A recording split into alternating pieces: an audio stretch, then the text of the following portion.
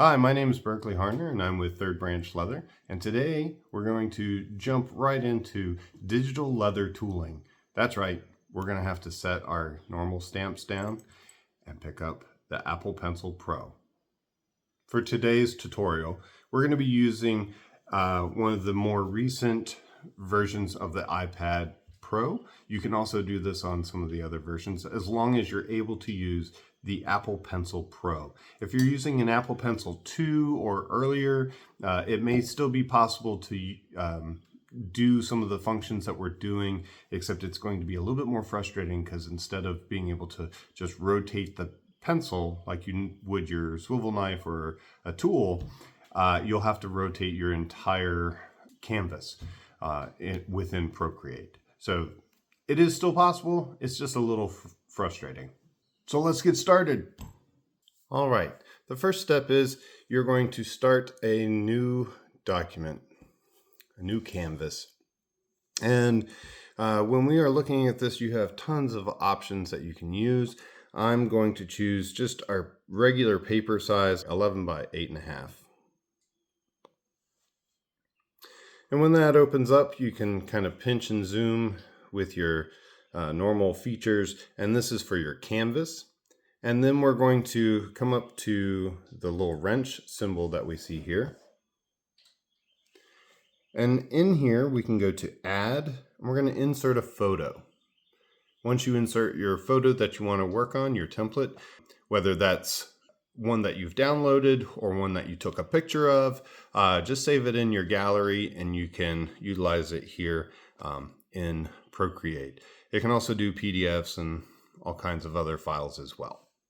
I've pulled out this example and you can see that there's a little bit of a grid system here. I have that turned on. It's up here underneath of the wrench settings, and you can go to canvas, and that's going to be your drawing guide. You can set up whatever size you want on that. I have it set up so that it's in 1/4 inch. Every single square is relative to a 1/4 inch. So this is my overall template is set up for a 2-inch belt. We're going to come up here to the little brush icon, and when you open up your leather stamp library, you're going to have your basic leather stamp set. You have a swivel knife, smooth beveler, pear shader stamp, the rounded mule foot, a seed crescent stamp, the Vayner stamp, camouflage stamp, cedar stamp, 12 seed flower center, and a background stamp. I've also included some of the most common numbers and sizes that you would see for that, that you could actually order if you really wanted to. I think these are all Tandy numbers, so you're welcome to check those out if you want the actual metal stamp of these. All right, the first step for us in getting started with our digital leather tooling is we need to come up here to this icon. This is where we will find our layers. And you'll notice that our template is in layer 1. I'm going to go ahead and just tap on that and then press alpha lock. That's going to be super helpful later on. The next step is you need to think in layers. This is the bottom layer, and then we're going to add things on top of that. For every single tool that you use, I highly suggest you put that in its own layer. I know that's going to be a little chaotic sometimes, but this is going to be super helpful later on. So we're going to go back to our layers tab here, and we're going to add a layer. Now I can come in and I can add whatever I would like. Now we're going to start using the actual tools that we have. A couple of things that you need to be aware of when you're using your tool is, one, it can be sized. This is your sizing icon right here. So if I click on it, you can see how that's getting larger as I go up. If I come to this tab, this is the opacity. So you can see that it's going to get darker and lighter. That's up to you how you want that to be. When you go to use these tools, you'll see that it shows an outline Let me zoom in a little bit. You can see the outline of this. I'm not touching the surface yet, but it's sensing, and as I rotate my pencil, it rotates the shape. So then when you come in to do, different things, this is just an example, you can rotate however you want it to go. The next step that I like to do is, now that I've kind of got the sizing of things the way I want, I'm going to come back up to the wrench and I'm going to turn that drawing guide off. It gets a little distracting when you're dealing with lots and lots of lines. I would like to then introduce you to the leather tooling palette. I've included this with your download. Basically, these are samples that I've taken from different tooling patterns that were actually done in leather. So they are samples of actual pieces of leather, different colors, also from like the tooled area. And so these are super helpful if you want to try and make it a little bit more close to what you're doing. We're going to go into our layer 1 right here, and we're going to fill in those colors. So we're going to turn this into kind of our actual leather color. So now I want to make this look a little more like leather. So I'm going to take this color from our leather palette, and I'm going to drag this all the way over, and I'm just going to drop it in on the canvas like that. You can come up, you'll notice when I do that, that there's a little blue button that says continue filling. You can click on that, and now you can just kind of boop all of the little spots. You can zoom in if it's easier for you. And now your entire belt, or whatever project you're working on, is starting to look a little bit more like leather. The next step is we're going to start using the tools that you have in your stamp library here. To do that, we need to go back to our layers and make sure that we've got a layer on top of layer 1. You'll notice that layer 1 is still an alpha lock. That's why it's got that checkerboard pattern behind it. Layer 2 is what we're going to do next. So we'll go over to our library. You can choose whether you want to just utilize your pattern that you have already for your lines. You can do that. That is totally fine. It'll save you a step. If you are freehanding everything your design, then you can use the swivel knife. Okay, and the swivel knife is really cool because it allows you to taper things like you normally would. Let me get a different color. Let's go with this darker brown color. You can change the size of this thing, but I like it around the 3% range. Otherwise it gets kind of thick. And as you press down, it will get a little bit thicker. And then you can taper it off as well. So it's very similar to what you would have with your actual swivel knife.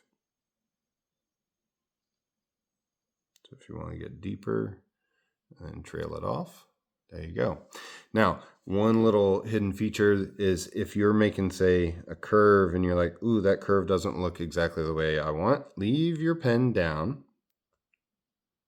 and then you can press 2 fingers on there and it will make a little bit smoother motion for you. Maybe you're not 100% there. You can also resize it by moving in and out. To do that, I haven't picked up the pen while I'm drawing those shapes. Same thing with circles. If you just leave it there, it will kind of roughly make a circle, but if you take 2 fingers and press, now it's going to make a perfect circle. So this is super helpful if you still have that drawing guide on and you want to kind of come in with a layer and make your preparatory circles for, making whatever shapes that you want. You want to come back in and draw your flowers and whatnot. You can do that. I'm going to just utilize my template as is. I'm not going to use the swivel knife to go over top of these and make a whole nother copy of it. So I'm going to start with the smooth beveler. And there's kind of a two-step process with this. And this is going to be really up to you if you even want to do this. But to give it a little bit more depth, you can come in with your beveler. You might test it a little bit just so you get an idea of what the size looks like. I'm going to have it probably around that 10% range. Okay, if you double tap on this Apple Pencil Pro, it brings up the eraser. You can come back in, you can erase, or you can just double tap and it goes away.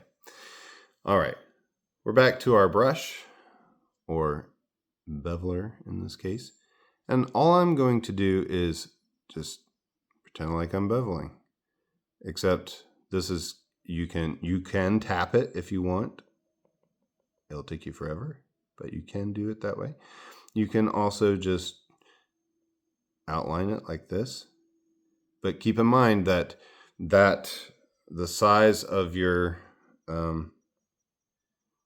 beveler and the rotation comes into play. So if I'm like coming this way, it might look fine like there, but if I rotate like that, that looks really bad. So just be aware of the size and the direction of your pen. Okay, let's go back to that 10%. Now, this is all going to be, personal preference. Don't worry if things get a little overlapped right here, because the second step that I'm going to have you do is come up here to the little smudge tool. And again, you can change the size, you can change the opacity. I have the opacity around that 30%. And then size is going to be up to you. I like it to be, somewhat large, because what I'm going to try and do is I'm just going over top of this, and I want to kind of smudge them all together, fade it in, that kind of thing, so that we don't have any hard lines, but we can get a little bit better look from this. And the nice thing is, if you don't like it, just double tap and undo it. Okay, you can come back in, see how that would overlap there. Now we get a little bit smoother line from our beveler. Again, this is not to take the place of, real beveling and those techniques. This is just to kind of give you something to doodle with and to try getting things the way that you want before you put it to the leather. So it just gives us a little bit of depth. You can always come back and go back to your beveler, and let's make the opacity or intensity a little bit stronger. All right, so now it's a darker brown color that I've got going in there. And then come back with that smudge tool. I'm going to lower the opacity a little bit. And just kind of think of this smudge tool as like you're blending it. So one of the things that I found that it's kind of difficult to replicate the real deal with a stamp by itself is the beveler is just something that you're going to have to mess around with. But as you can see, we've got a little bit more depth here, as if you were using that beveler. All right, now we just did our beveling. We need to add a layer if we're going to use another tool. That is one thing that I would highly suggest. Okay, you can also come in, let's go back to that layer 2. You can rename it and you could say beveler. Now you know what that layer is all about. I'm going to rename this one pear, because I'm going to do some pear shading. Now with the pear shader, as you can see, we've got the normal pear shading situation going on. We've got one end that's a little bit more pointed and one end that is a little bit more rounded, a little bit fatter. Pay no attention to the hover part. It's giving you the rough idea there. But as you're coming in, you can change your sizing and your opacity. I'm just going to leave the opacity at 100% here. And then my size, let's stick with the 5%. Let's see what happens. So I'm going to come in, and this is where things get a little interesting. Oops, that one I pressed a little bit too hard. Just undo. All right, and so we're just going to kind of mess with this a little bit. I'm not trying to be perfect with this design right this moment, but to give you an idea of how some of these tools work. Okay, that does not look like good tooling. However, we come back with that smudge tool. We can iron it out. You can kind of move it over a little bit, add those highlights, get it closer to the edge like you normally would.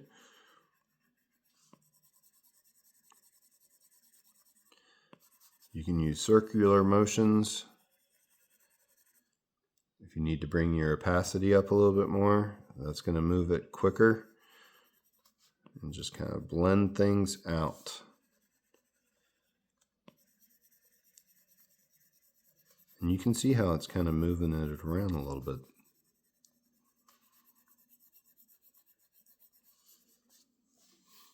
And now I've still got my highlight line where I wanted that to be. Let's come back. Let's do some more. Let's do one over in this area.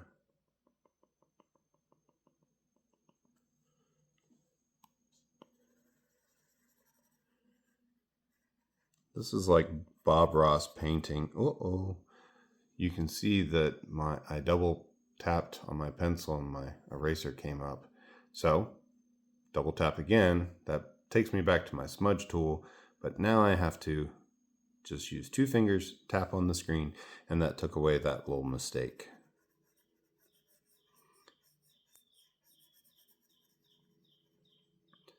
This is like Bob Ross painting for leather.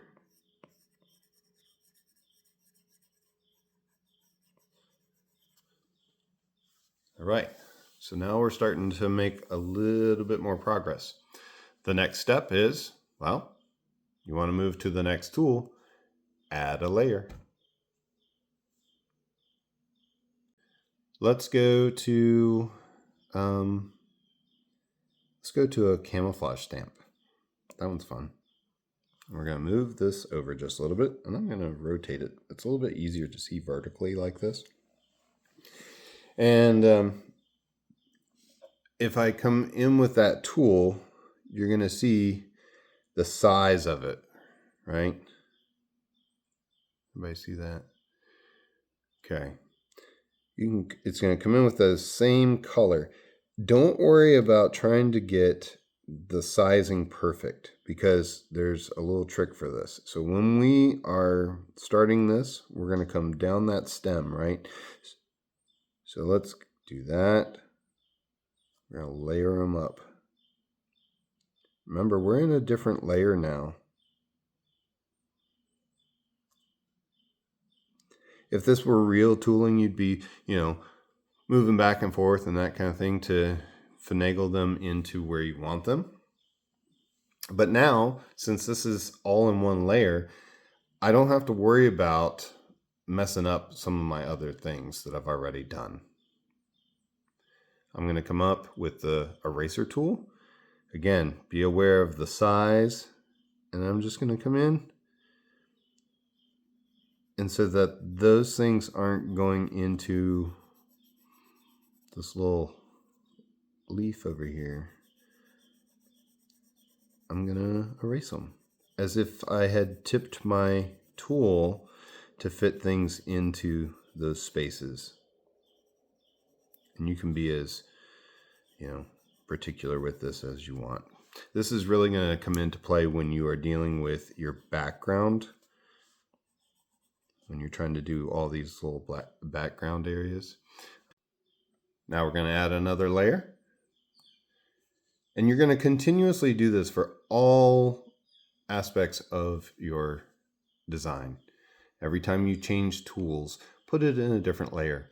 That's going to make things so much easier for you. All right, let's use the cedar stamp. And we're going to put one right there.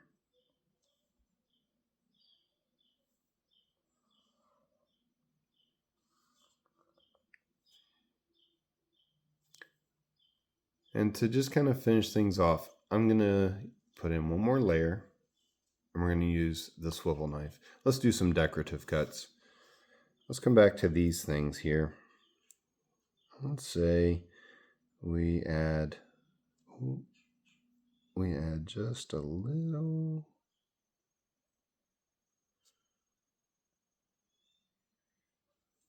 motions there.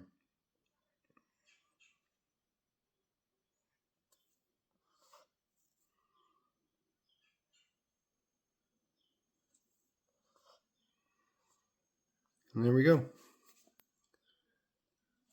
These are some of the basics of how to utilize the different tools and stamping. If you want to save this and print it out, you can do that. You can come up here and you're going to go to the wrench, and then we're going to go share. You can save it as a PDF, a JPEG, whatever you want. You can print these out, use them, maybe even turn it into, tap offs and that kind of thing. I haven't explored that myself personally, but I think it would be possible to potentially do some of those things. And then you can then use this as a reference for when you actually go to make the product itself. I hope this has been helpful. Let me know if you have any questions. Please don't forget to follow us on Facebook and Instagram and YouTube. Like, share, and show me what you've been working on. I want to see what your creativity comes up with. I'm hopefully giving you the tools, literally, to produce some really cool stuff. Thanks again. Enjoy.